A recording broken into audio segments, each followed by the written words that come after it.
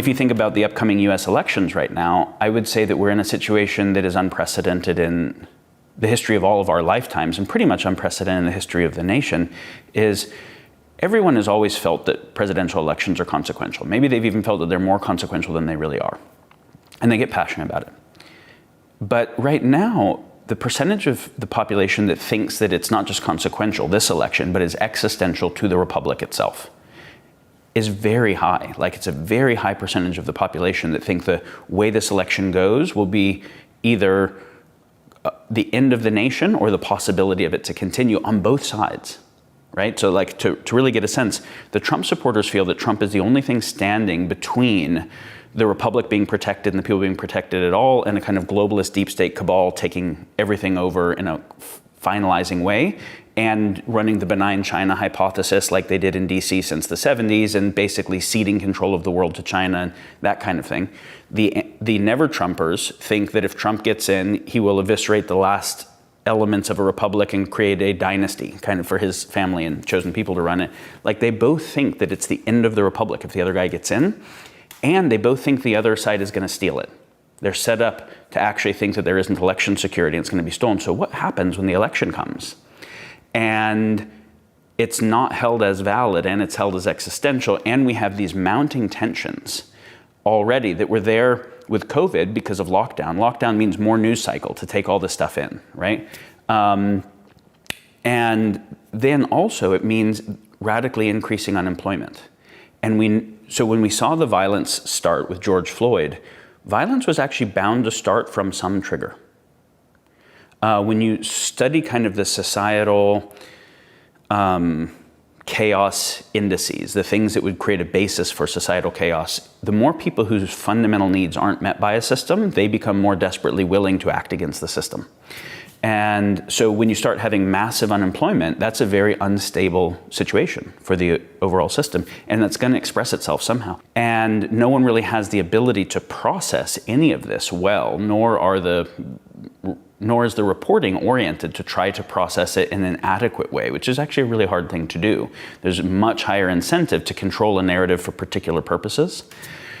And so for the most part, people have kind of traded epistemology for tribalism, meaning given up on trying to do a rigorous job of making sense of things themselves. Like, take a narrative, take a QAnon narrative, take a Antifa narrative, break it into individual propositions, and then look at each of those propositions. What evidence do I have to verify it or falsify it? Maybe neither. Do I have any evidence that would at least support or refute it?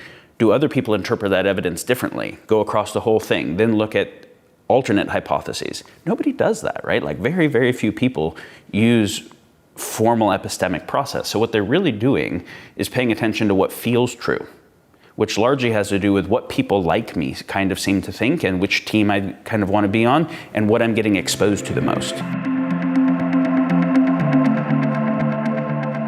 Let's just take a historical perspective for a minute. Humans have been here for a long time, but the thing that we call civilization, which was much larger than tribal scale, starting to organize, early Egypt or Sumeria or whatever, since the beginning of that larger scale coordination, a tiny percentage of the people that ever lived in something like a republic or a democracy.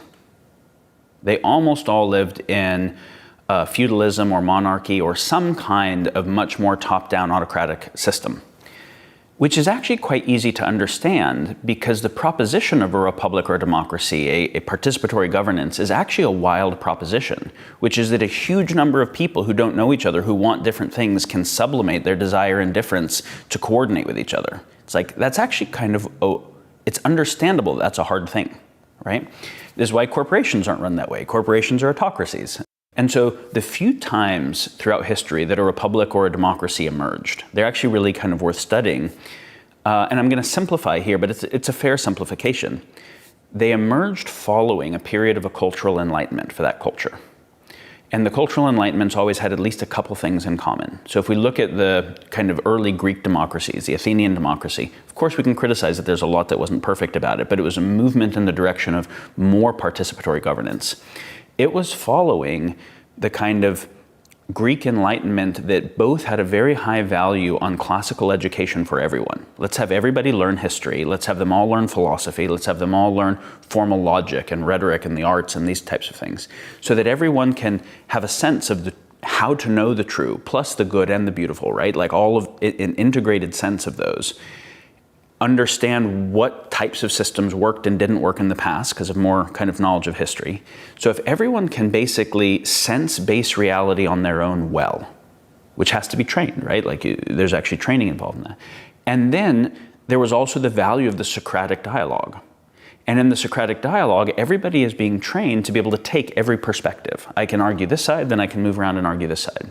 If people are being trained in that kind of dialectical process, that means I'm being trained in seeking to understand the perspective of others and actually be able to argue them even better, which is steelmanning, right?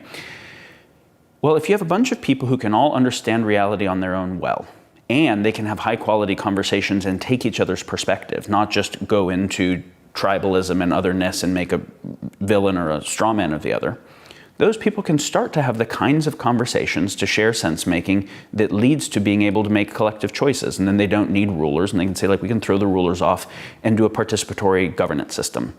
The European Enlightenment, which led to the foundation of the US and a reformation of a lot of kind of European and other global governance, the kind of modern era, similarly was the Renaissance, right? The idea that people would be Renaissance men or Renaissance people who actually train in lots of disciplines, not just be specialists, because it's very hard if someone's just a specialist to make sense of the world, right? And or for them to talk to each other across those specialist languages. So the idea of Renaissance person and then of natural philosophy and science, that we can actually empirically tell what's going on and have the same conversation based on that, plus kind of the Hegelian dialectic. We can seek a thesis and then seek an antithesis and then see, is there a higher order synthesis? If people can do that well, a town hall is a possible thing, and a republic or a democracy or participatory governance is a possible thing. If that starts to break down, where people can't actually make sense of reality on their own well, so they're taking the view of authorities who can then be captured because of the power of that and used for power purposes, and they can't take the view of other people well, they can only basically make straw men and fight against them, there is no possibility for collective choice making, which is what a democracy or republic is about, collective choice making. If there's no capacity for collective, the antecedents of choice making is collective sense making, collective meaning making, and collective conversation. Collective sense making of what's actually going on, and what do we anticipate the effects of a particular action to be. Collective meaning making of what's important. Well, we're focused on different things that are important. Can we factor all of them and try to come up with a design solution that is good for all of them? Right now, we don't even have a process in democracy for that. We have somebody's focused on something, they come up with a proposition to benefit that. They don't even think about the fact that that proposition harms other things because they're focused on the subset of values they're focused on, which is why almost no proposition gets 100% or 0% of the vote. It's like 50% because the people who are focused on what it benefits really want it, and the people who are focused on what it harms really don't want it. That inherently and unavoidably polarizes the population against each other. Because I see the thing that you are desperately trying to make happen is actively harming the thing that I hold as sacred and worth fighting for. So I have to hold you as an enemy, right? But it was because of a dumb proposition. It was because of a proposition that didn't even try to get, hey, you don't necessarily need that economic thing to go through or that tax policy or that oil policy. You need your kids to be able to have an opportunity for a real job and to be able to own a house someday, like not be in economic servitude forever. Well, if I hold just what is the value without the strategy that's attached to it that contextualizes it having it happen that way, I'm like, that's fair. Economic servitude's a problem. And I don't hold that that thing can't go through. I hold that we don't want to extinct species in this area. You're like, I actually like forests. Not extincting species would be cool. I'm willing to do it if that's the only way my kids aren't in servitude forever. If we start by taking what are the values that everyone holds and say, is there a proposition that does a better job of meeting these? And can we use some collective sense making for collective design? Well, it's like, that's so obvious once you say it, and that's not in our democratic process at all. But it also requires people that can have a good quality conversation and seek to hear what other people's values are and would want to seek, not just the immediacy of war, which then, of course, you never just win forever, right? You win, and the thing that won, the other side reverse engineers, makes better, and comes back. And so then you just get an arms race and an escalation of narrative warfare, info warfare, mimetic warfare, tribalism, physical kinetic warfare, all of those types of things.